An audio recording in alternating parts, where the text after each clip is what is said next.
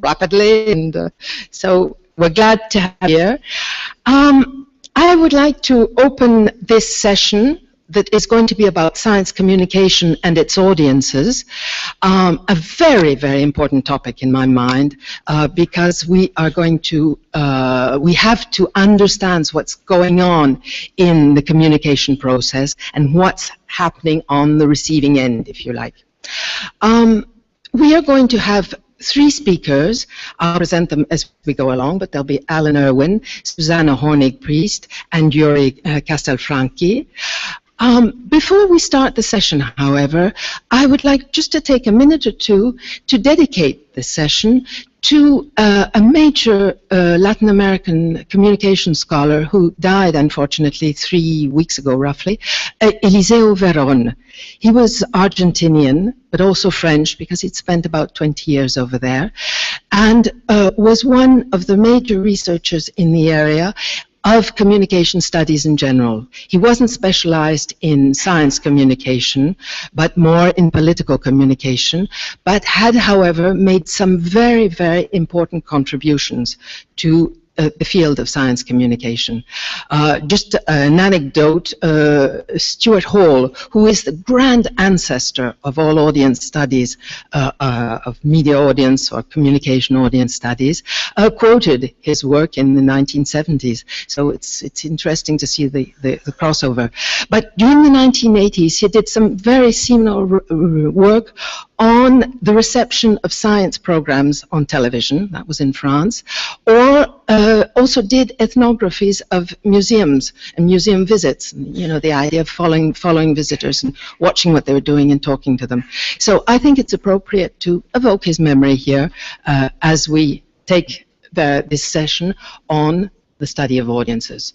So I would like to, sorry, I beg your pardon, but Alan has a series of affiliations, so I've got to have the paper in front of me to make sure I get them all right. So I'd like to start the session with just a word of the organization. We're going to have the speakers talking 20 minutes each, all in a row.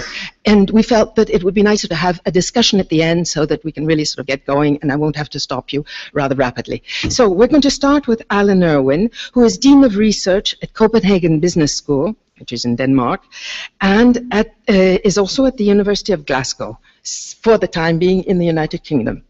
Alan, would you please take over? Thank you.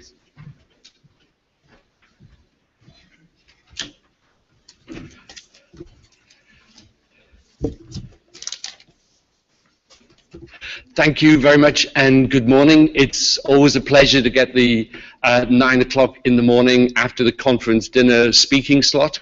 But the good news is the two speakers who are going to follow me are really, really excellent. So if you can just settle down over the next 15, 20 minutes, then you're really going to be in for a very good morning indeed. But it's fantastic to be here. Thank you to Suzanne for the invitation, and thank you to everyone behind this wonderful conference in such an interesting, fascinating, beautiful location. So I've got 20 minutes, or just under 20 minutes, I guess, and my theme, which is right up there, is From Deficit to Democracy Revisited. Why From Deficit to Democracy and why Revisited? Well, the background to this was actually the special issue of Public Understanding of Science, which Sue Howard kindly gave to me just a second ago, where is part of the 20th anniversary of the journal Public Understanding of Science, and that, by the way, is a major success. The journal's gone from strength to strength over that period. There was the idea of doing a 20-year discussion of public engagement. So my contribution, which the reference is up there, is just one of a series of, I think, really excellent contributions by a lot of leading scholars in the field. So thank you to Martin and to Sue, but also to Simon Locke, who's somewhere in the room, and James Wilson, there he is, and to Jack Stilgo for pulling together the special issue. And I'd recommend you take a look. People like Sheila Jasner, Brian Wynne, Maya Horst, who's here, are in this. Escreveram uma introdução muito boa. como eu faço parte da Escola de Negócios, o meu artigo é o segundo, que é relacionado ao novo manual da comunicação pública da ciência e tecnologia, que Brian e Massimiano estão fazendo. Eu acho que está já na segunda edição e isso realmente é muito importante para essa revista. Isso fala de como o campo tem evoluído. Eu realmente recomendo que vocês consultem essa nova publicação e que possam refletir um pouco sobre as mudanças que aconteceram nesse campo durante os últimos 20 anos. Isso basicamente é o meu tema.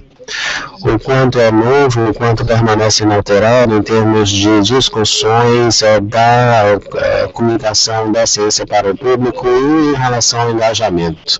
Eu pensei, então, apenas para organizar os meus pensamentos, eu vou diretamente para a origem, a criação da comunicação da ciência, que a partir do modelo do déficit. Eu acredito que essa é uma das coisas na pesquisa, nesse campo, que todos aqui na sala realmente se identificam. Eu acredito que é uma contribuição, e podemos falar muito sobre as origens dessa contribuição, mas uma ideia que parece ter assumido extensivamente a compreensão pública da ciência e da tecnologia é a ideia do modelo do déficit.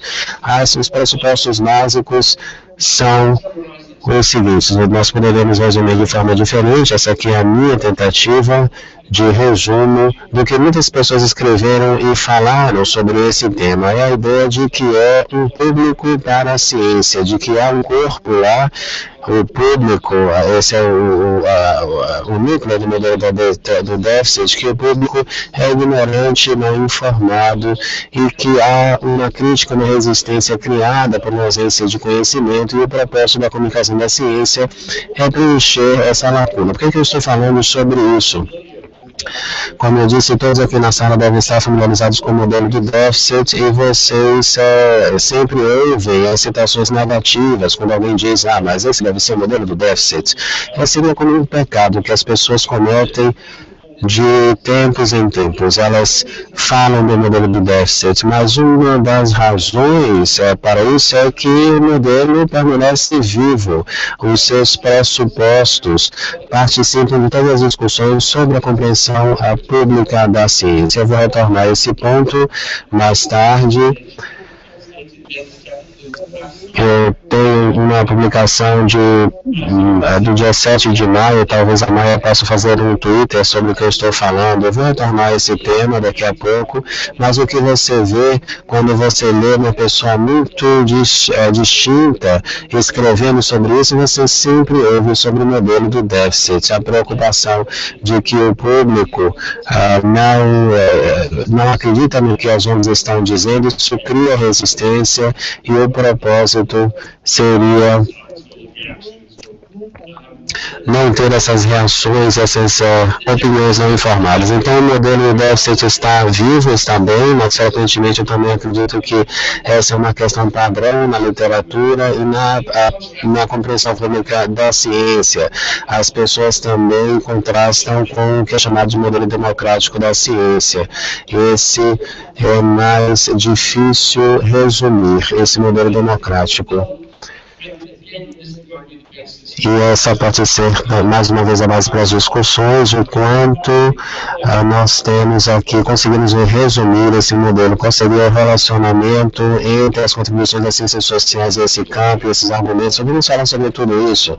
Aqui é a minha tentativa de dizer que há um contraste óbvio, e nós remontamos da criação que aconteceu nos anos 90, início dos anos 2000, esse modelo do déficit que deve ser contrastado com a ideia de que nós temos públicos múltiplos engajados com a ciência em formas diferentes, que o público pode ser altamente conhecedor dentro dos